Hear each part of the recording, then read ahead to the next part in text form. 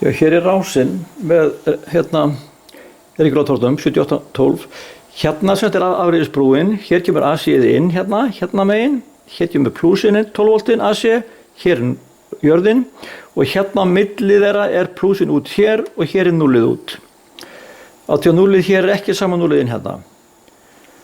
Og við viljum sjá hérna, lesa á eitt stykki svona 7812. Þetta er svona hefðbundin 78 reglari sem er hér. Ég er bara að rifja aðeins upp og kveikta rásinni.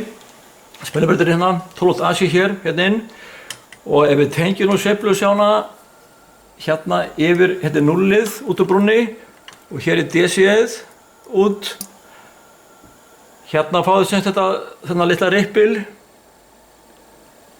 Ef við lóðfórnum þéttir hérna aðeins upp, sjáum þið, öðrum megin. Þetta er merkið út úr brúnni, án þéttisins. Og sjá að peran þá dofnaði á henni og kemur forðabúrið inn í hérna þéttirinn og kemur með rafmagn til á milli.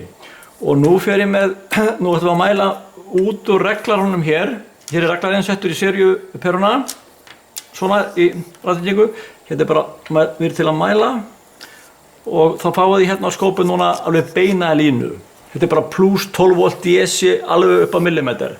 Ef við náðum hérna í mælinn hérna, fjórðungsmælinn, setjum hann inn á volt DC og setjum hann hér á milli, það er að segja á nullið út úr brúnni, ekki AC nullið, þetta er nullið út úr brúnni, hérna, svona, og svo tengjum við bara hérna og sjáðu hérna 12,0 volt.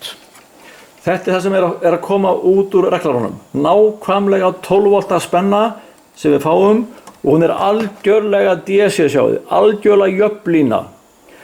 Spennureglari, regulator, settur í hérna fyrir aftan þéttinn til að búa til hvaða DC-spennu sem þið viljið undir spennunni sem er hér. Og gallið með 78 seríuna, það er hvað hún hitnar mikið. Hann er töluvert heitur hérna og þess að hann er fundið upp þennan switching mode til að tapa eitt í orku hér í regulatornum.